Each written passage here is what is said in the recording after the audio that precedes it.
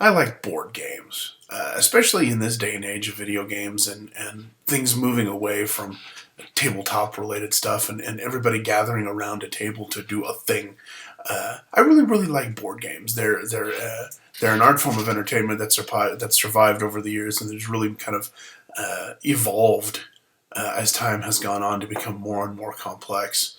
It used to be the only two really, really scary complex board games that were running around out there were Stratego and Clue, and now you've got board games that are every bit as complex to play as old school pen and paper role playing campaigns, which I like a great deal. Again, it encourages good, really, really deep gameplay, and it gets folks around the table, which I think is one of the best things about game playing in general, is getting folks together in a room. One of the opportunities that I had recently was to go to a new game shop in North Overland Park, near Johnson Drive, I think, called the Geekery. And there was, I did a review for the Geekery several weeks ago, many weeks ago, many months ago, actually, because I think it was back in September of 2015. One of the games that was on display there was this game title called Betrayal on the House on the Hill. And the premise of the game looked really, really interesting. You've got a bunch of people wandering around a haunted house, and at some point in time, the house decides to take more affirmative action against the people who are inside of it, and it was completely random when it happened, and just the whole mechanic of the game sounded really, really interesting, and it didn't sound particularly complicated either. I'm very, very fortunate. One of my friends had a copy of the game and invited a bunch of us over to play it last night. And I'm supposed to segue into whether or not it was worth playing at this point, so I'm going to do that.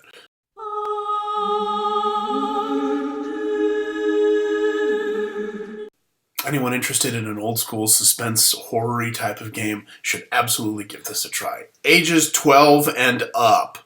Don't let the young ones play this.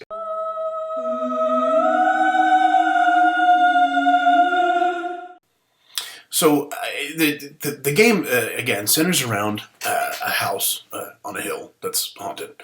And I think it plays up to 6 players. And all your 6 players go in, and you've each got 4 different stats to keep track of on very well-designed game pieces. 2 of those stats are related to your physical abilities. It's speed, might, knowledge, and sanity. Knowledge and sanity are your mental stats, and speed and might are your physical stats.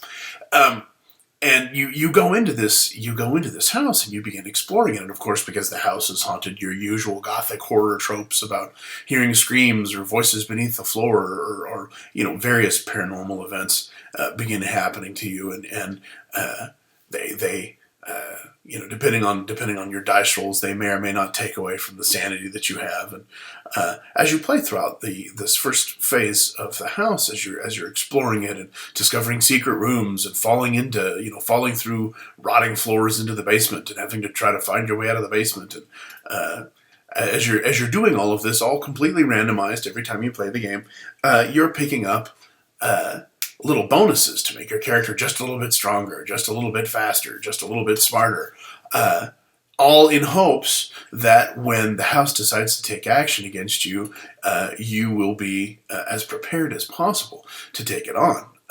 Some of the advancements come in the form of stat increases, and some of them come in the form of items that you can pick up and carry around with you that do various and sundry things.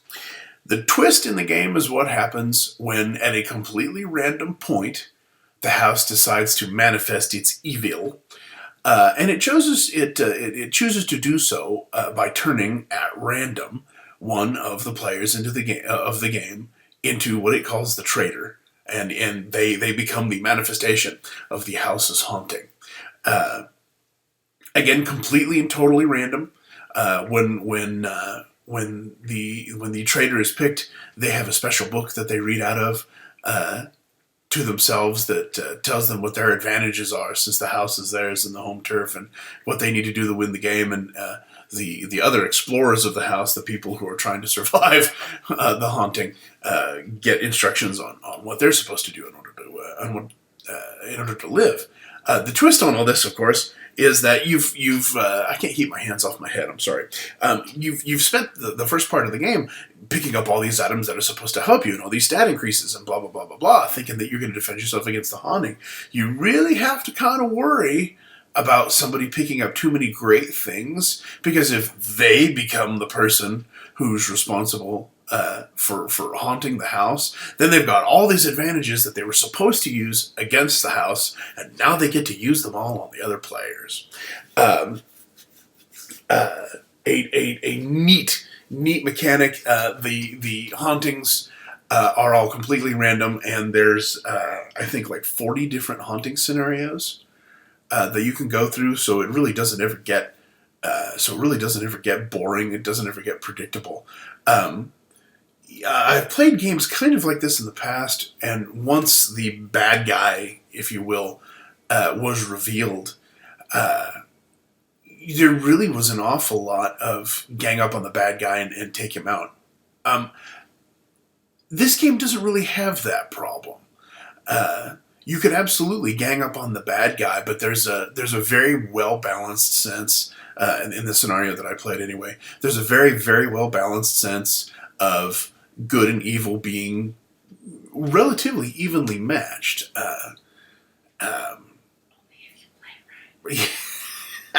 My wife is sitting over on the couch going, "Only if you play it right." There may or may not have been one or two foibles of reading the rules slightly incorrectly. When it's time for your haunting, not only do you there's a dice roll after certain events in the game to determine whether or not it's time for the haunted house to manifest its evil, and whoever fails the dice roll that actually causes the house to manifest, they get to read They get to read part of this book that tells them who's actually supposed to be the traitor, who's actually supposed to be the bad guy in the game. May or may not have screwed that up last night while we were playing, and may or may not have done it in such a way that I ended up being the traitor and had, I'll go ahead and say, an insane advantage over the survivors in the house. All that having been said, what? And not supposed to have been the traitor. Yes, I definitely was not supposed to have been the traitor. As a matter of fact, the rules in the book are specifically designed to keep people who would have had that unfair advantage from being able to do what I did. Yet, in spite of that, I still only won by a very small margin last night, which again speaks to the fact that the game is really, really well balanced. It's really difficult for one side to really topple over an advantage on the other. But neat game. Neat game.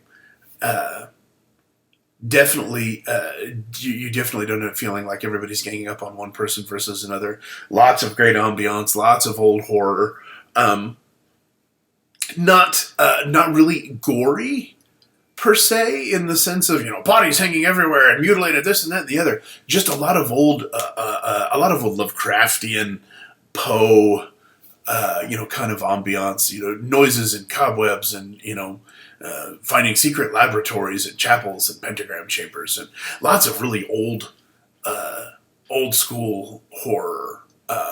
Nothing. The game certainly doesn't need to hit the player over the face with the over the top gore that so much of our entertainment industry has felt the need to pervade games with these days.